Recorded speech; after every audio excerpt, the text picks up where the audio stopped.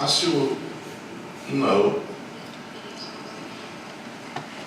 the academic wisdom about the question of the presence of the Mongols in the Golden Horde is that they represented only a very small part of the inhabitants of the Golden Horde, and they disappeared very soon after the conquest of 1239-1241.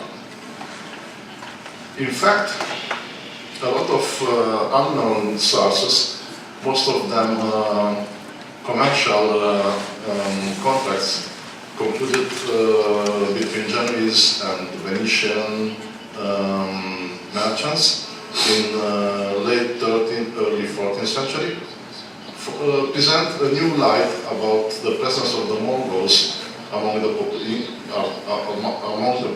of the Golden Horde. The problem is what meant Mongol for the Italian merchants, and not only for the Italian merchants, during the 13th, 14th, and 15th century. Quite likely, according to the sources, Mongol had a double meaning. First, it was an ethnic name. We have some sources, including one very interesting from Genoa, dated 1303, which mentioned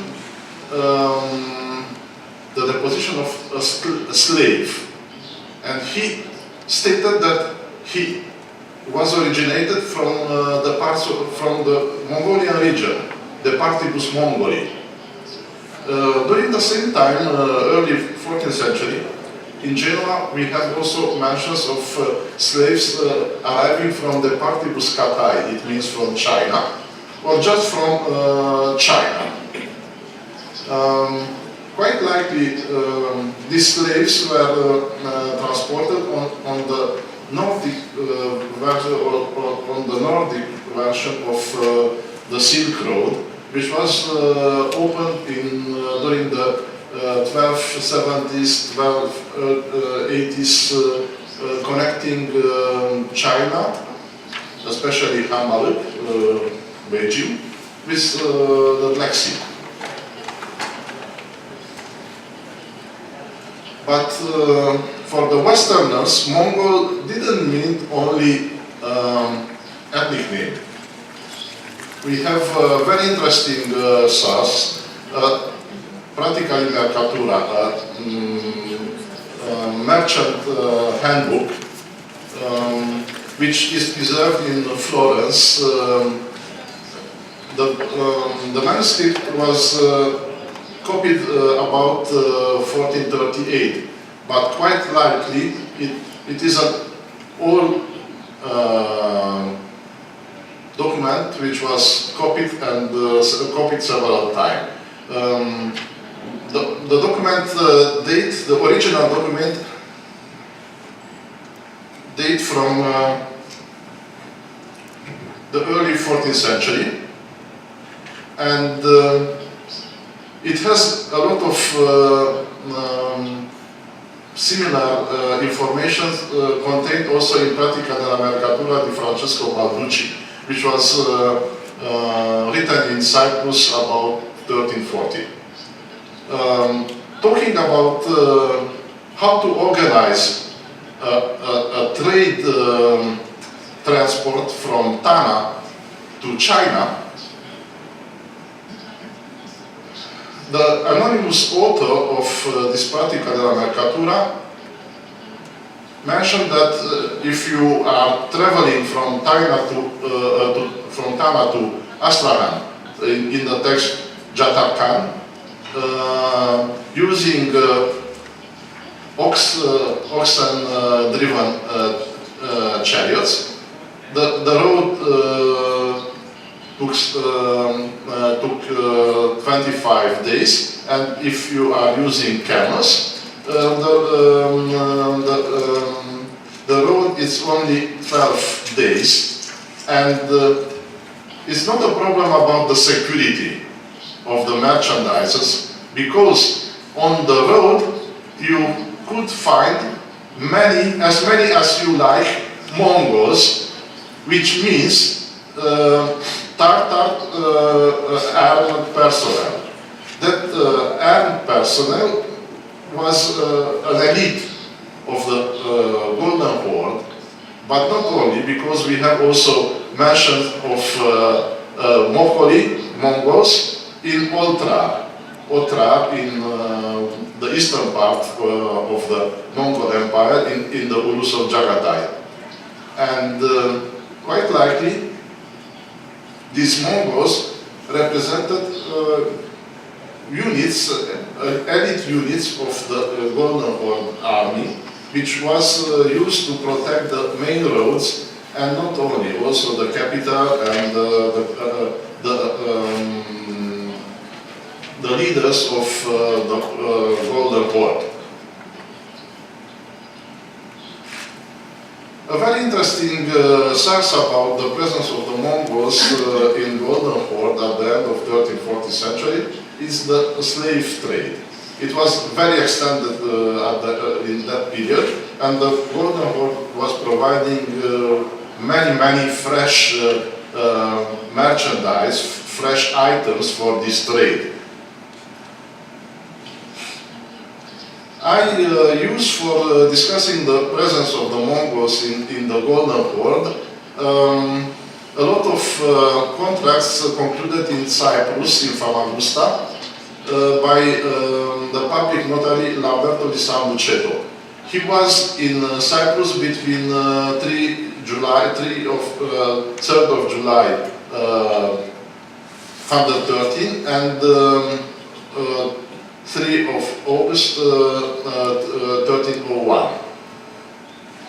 The first mention of a Mongol woman or girl slave occurred in a contract concluded on 15th of September 1301, and it's a declaration of an Italian merchant recognizing in front of the notary that he is the owner, together with another merchant, of a Mongol slave.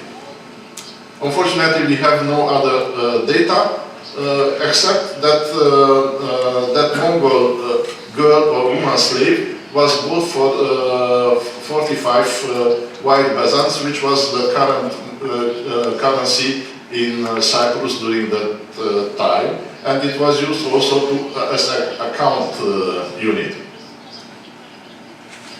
Another reference about Mongols from the Golden Horde sold in Cyprus is in a contract concluded on 13th September 1301, in which it's a discussion about a dark-skinned 10 years old Mongol girl, Mogolam in the Latin version of the document, which was called in the Latin transcription Jordan.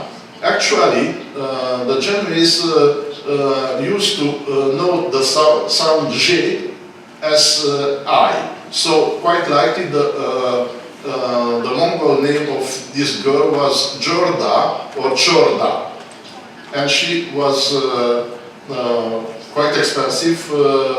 She was bought for 56 white bezants. Another document mentioning Mongol slaves is an association between two Genoese merchants.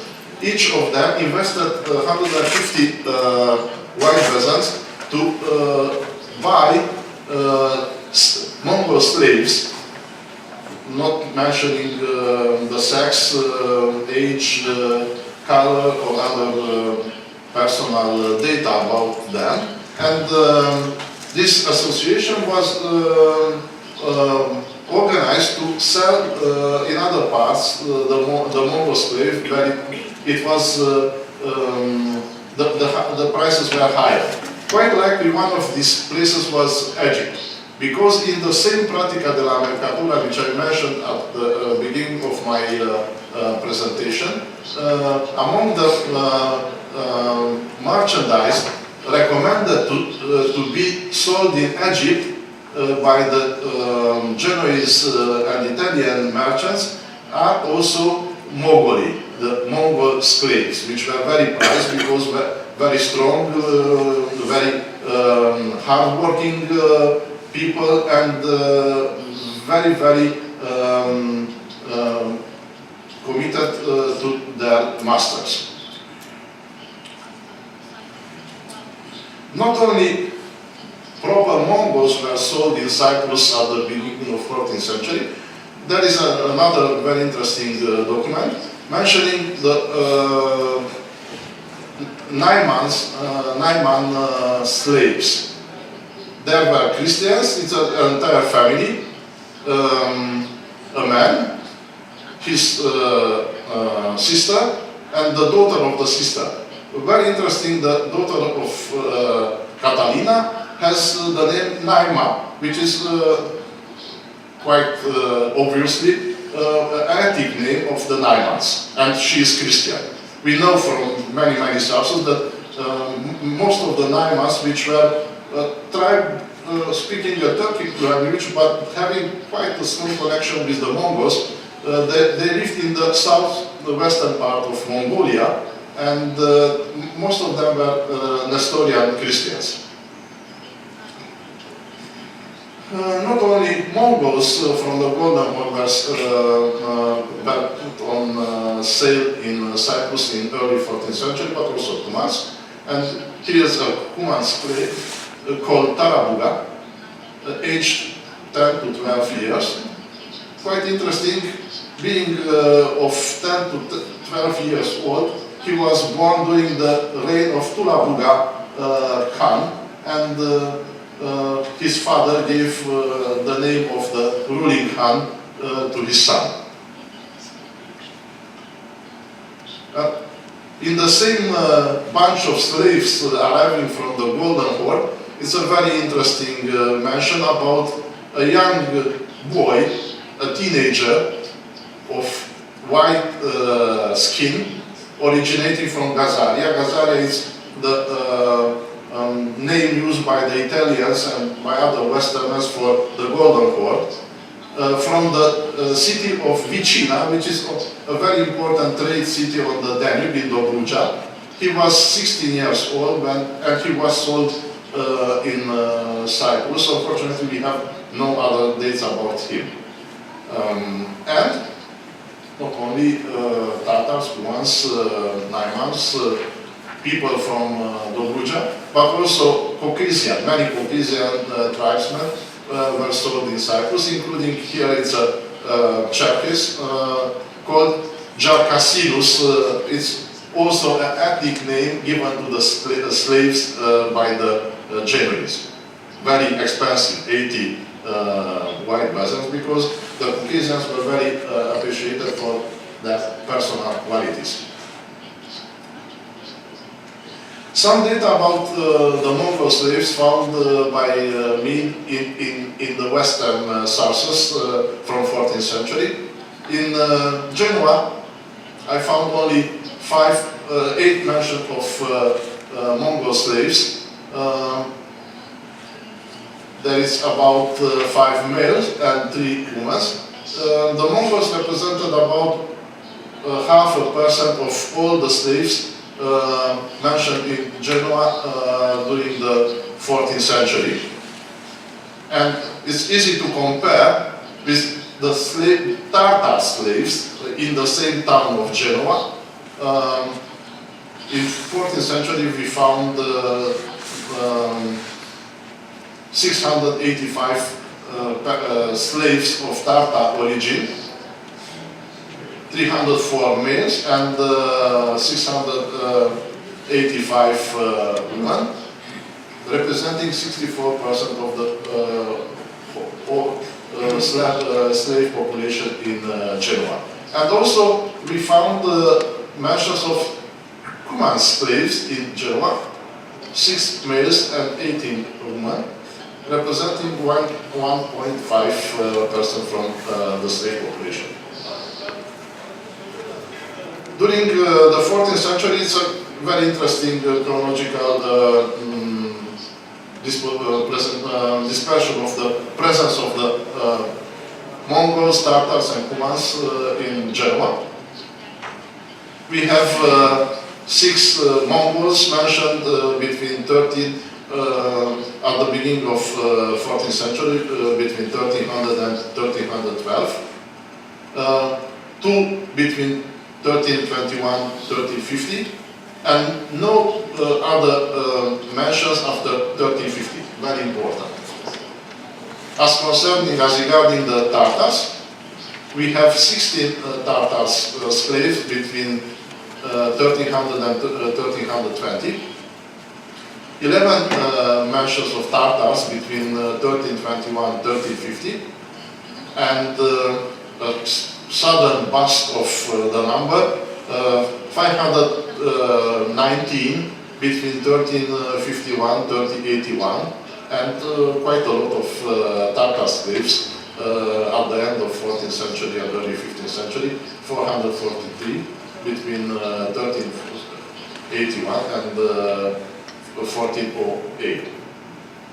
As regarding the Kumans, we have 19 Kumans mentioned between 1300 and 1320, 4 between 1321 and 1350, and only 1 between 1351 and 1380.